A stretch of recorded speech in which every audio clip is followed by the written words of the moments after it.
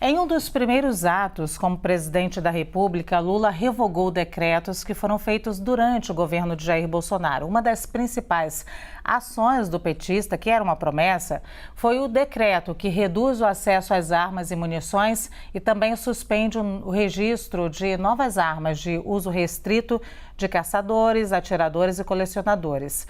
O decreto ainda suspende as autorizações de novos clubes de tiro até a edição de nova regulamentação. Para falar sobre esse assunto, que envolve o uso de armas no país, nós vamos conversar agora com os deputados federais Arlindo Quinalha, do PT de São Paulo, Ricardo Barros, do PP do Paraná, e o Biratã Sanderson, do PL do Rio Grande do Sul, ele que é também ex-vice-líder do governo de Jair Bolsonaro. Deputados, muito obrigada. Acho que é a primeira vez que eu falo com os três nesse ano, então feliz ano novo aos três. Boa tarde. Vou começar pelo deputado Sanderson, que é da base do ex-presidente Jair Bolsonaro, um defensor do aumento de armas nas mãos dos cidadãos. E eu lhe pergunto, o presidente Lula quer reduzir a violência com menos armas e munições. O senhor queria uma avaliação sua desse caminho escolhido pelo presidente Lula? Boa tarde, amigos ouvintes da CNN. Cumprimento de forma especial meu amigo Ricardo Barros, nosso líder do governo Bolsonaro. Cumprimento também o deputado Quinalha e dizer que nós estamos muito atentos a esse chamado revogaço, que para nós não passa de uma estratégia, né, de um governo que está chegando e quer apresentar alguma coisa porque não tem nada para apresentar. E sabemos nós que qualquer tipo de revogação contrária à lei será derrubada pela Câmara dos Deputados, pelo Senado Federal. Por isso, já ontem apresentei um PDL sustando esse decreto que foi, na nossa visão, apresentado com o objetivo único de vingança, de represália, de revanchismo, porque, afinal de contas, nas primeiras horas de governo, apresentar um decreto contrário à lei, não teríamos outra coisa a fazer a não ser apresentar o PDL. E tenho certeza que a Câmara dos Deputados, que esse PDL será analisado pela nova legislatura, e a Câmara dos Deputados, bem mais à direita a partir de 2023, certamente aprovará esse PDL, botando por terra essa que nós classificamos como uma represália, uma ação, infelizmente, né, que tem aí o objetivo de vingança ou de uma represália ou de algo, não para trazer algo bom para a população brasileira, apenas porque foi uma medida lá atrás capitaneada pelo Bolsonaro e agora o governo que entra achando que está fazendo grande coisa, está fazendo uma coisa muito ruim, que vai ser a primeira grande derrota do atual governo no Congresso Nacional. E, se me permitirem, só para concluir, nós aprovamos em 2019, o deputado Ricardo Barros estava lá, aprovamos em 2019, final de 2019, um projeto de lei que tratou exatamente sobre os CACs. Esse projeto está lá no Senado Federal, o relator é o senador Marcos Duval, e aquilo que nós aprovamos na Câmara é exatamente aquilo que o Jair Bolsonaro havia autorizado no seu decreto. Então, quando o governo atual chega, né, numa ação revanchista e revoga aquele decreto que tinha sido baseado num projeto de lei aprovado pela Câmara, ele está também afrontando a Câmara dos Deputados e vai se dar muito mal por isso. Obrigada, deputado Sanderson. Sua imagem estava travando um pouco, mas a gente conseguiu entender aí, inclusive, que o senhor apresentou um projeto de decreto legislativo PDL, né? Que tenta pelo menos revogar essa decisão do presidente eleito Luiz Inácio Lula da Silva. Eu queria ouvir agora o deputado Arlindo Quinalha como um contraponto, deputado, porque a tentativa, e eu acho que é uma concepção de uma forma de olhar o mundo, a gente pode dizer assim, a tentativa de governos progressistas, como é o governo do PT, é de que menos armas na rua, menos violência, menos mortes. Então, eu queria que o senhor me dissesse agora, até em defesa dessa decisão agora de revogar o acesso, mais acesso às armas pelo cidadão, que foi permitido pelo ex-presidente Jair Bolsonaro. Pois não. Bom, primeiro, Luciano, desejar a você também um feliz ano novo, cumprimentar o Ricardo Barros e também o Sanderson. Eu quero começar dizendo o seguinte: qualquer especialista, qualquer policial, ele sempre orientou de que as pessoas não devam reagir a assaltos. No Brasil, hoje, nós temos 59 mil assassinatos no ano de 2021 por intencionais. As mortes na guerra da Síria, no mesmo período, a diferença de 4 meses, dá 43 mil. É uma questão de lógica. Quanto mais armas circulando, obviamente, a chance de haver violência aumentam. E tem casos dramáticos.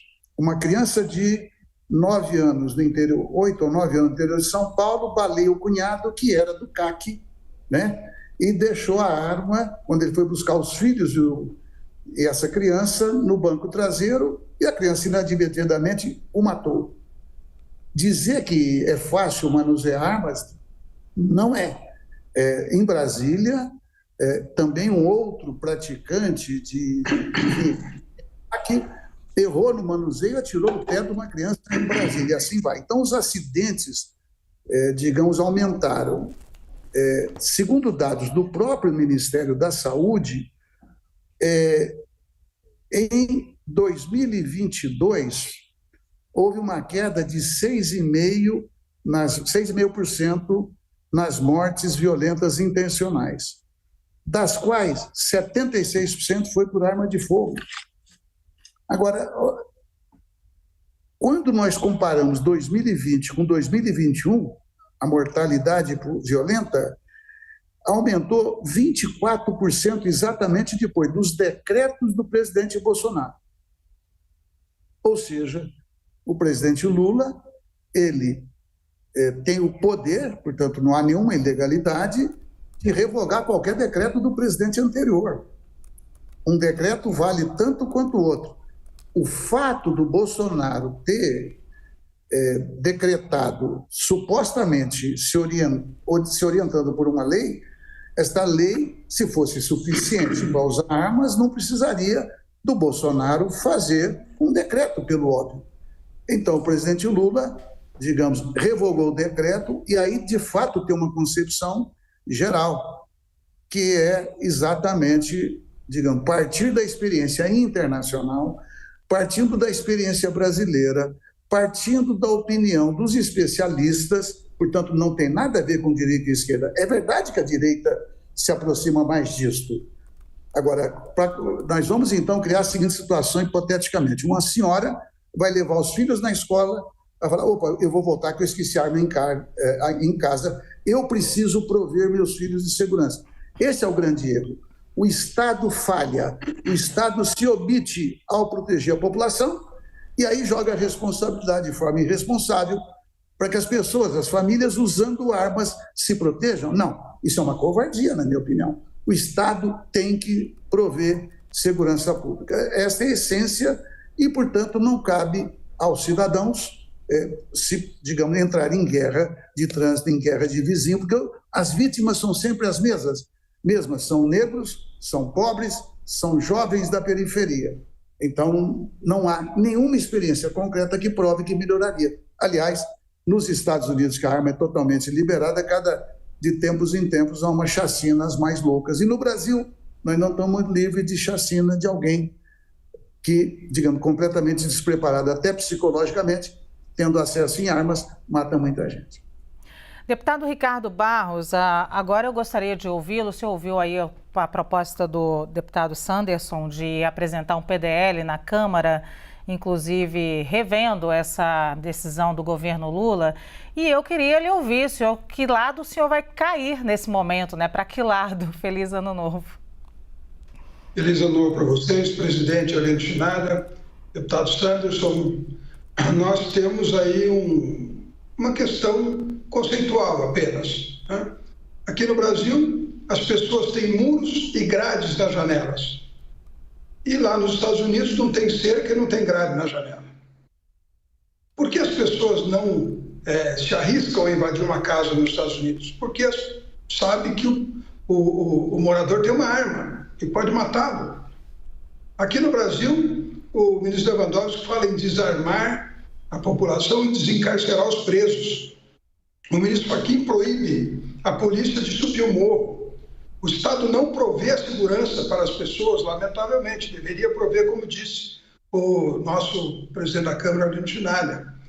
Então, a estatística mostrou que mortes violentas diminuíram no último ano.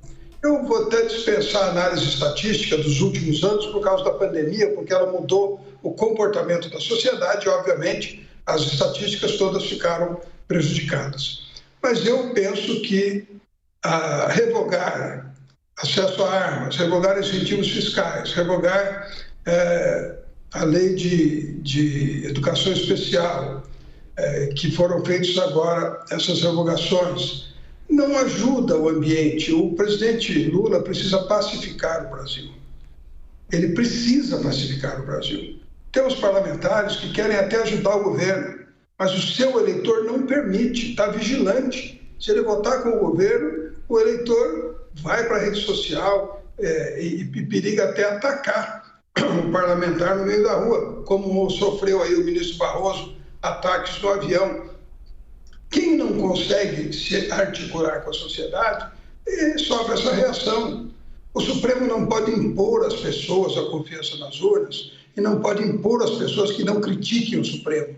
Ele precisa conquistar a confiança das pessoas. E aí, neste caso das armas, é a mesma coisa, né? É uma posição ideológica, né? Programática do PT e da direita. Mas temos que reconhecer que o porte de armas diminui a violência, porque o STJ agora diz que tentativa de homicídio não é mais crime. Quer dizer, se a pessoa invadir sua casa armado e não atirar em você, isso nem é crime. Então, veja como nós estamos num dilema da sociedade brasileira, né? Decisões do Supremo podem interpretar vazios da lei, mas não podem ler ao contrário do que o legislador escreveu.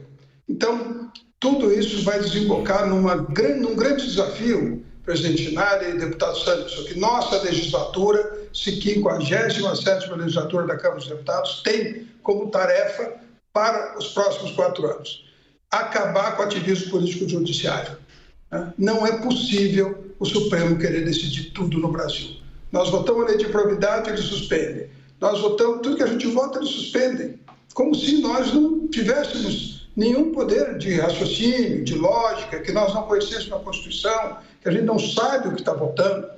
Eu, presidente Arlindo, o convido para essa tarefa. Vamos acabar com esse ativismo político judiciário que levou o seu presidente Lula à cadeia, o nosso presidente Lula à cadeia, por exclusiva motivação política. Podem procurar na rede social. Cansei de falar, Lula só foi preso para tirá-lo da eleição. E isso é uma grande verdade, que o judiciário não gosta de ouvir.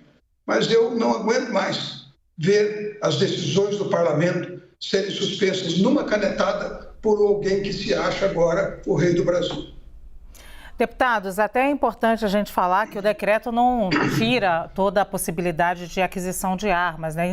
Por exemplo, em alguns pontos fica proibido o transporte de arma municiada, a prática de tiro esportivo por menores de 18 anos, a redução de 6 para 3 a quantidade de armas para um cidadão comum, entre outras formas, né? Só para a gente traçar assim, com muita clareza do que a gente está falando. Eu queria falar de novo com o deputado Sanderson, queria pegar um caso icônico que é uma colega de vocês. Ontem nós noticiamos aqui de novo a deputada Carla Zambelli, que teve aí as armas apreendidas a mando do ministro Gilmar Mendes. Ontem ela teria que entregar as armas e ela entregou só uma das armas.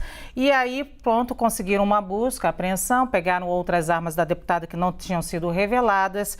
A deputada teve essa arma apreendida, as armas, porque ela teve uma atitude um tanto quanto questionável, vou ser bem respeitosa aqui na minha fala, tá? Em relação a um cidadão que discordava politicamente dela. Primeiro ela mentiu, disse que o cidadão empurrou ela, as imagens mostraram o contrário, e ela perseguiu esse cidadão com uma arma em punho. Eu pego esse caso icônico porque é algo que acontece. É algo que a gente está falando, é muito real. Acontece na noite, por exemplo, entre jovens depois de beberem. Acontece com adolescentes que pegam armas de pais e cometem alguns crimes. E por isso, muitas vezes, esse apelo anti-armamento ganha muita força entre a população. Ontem, na resposta da deputada, eu acho que ela teve uma resposta ainda mais infeliz, porque ela vai e fala de uma forma muito preconceituosa, que diz que o STF quer deixar as armas nas favelas, com os bandidos. Enfim, nem todo mundo que mora na favela é bandido, e a gente sabe muito disso. E tem muito bandido morando em condomínio super armado, inclusive com armamento ilegal. Dito tudo isso, eu gostaria de ouvir do senhor, deputado Sanderson, nesse caso icônico, como responder ao cidadão, e todos são cidadãos, de que está armado e o que está desarmado, como é que esse cidadão pode ficar tranquilo pensando que alguém que tem um porte de arma, mas não tem equilíbrio emocional, pode correr atrás deles nas ruas a qualquer momento, como foi o caso da deputada Carla Zambelli? Primeiro é importante uma distinção.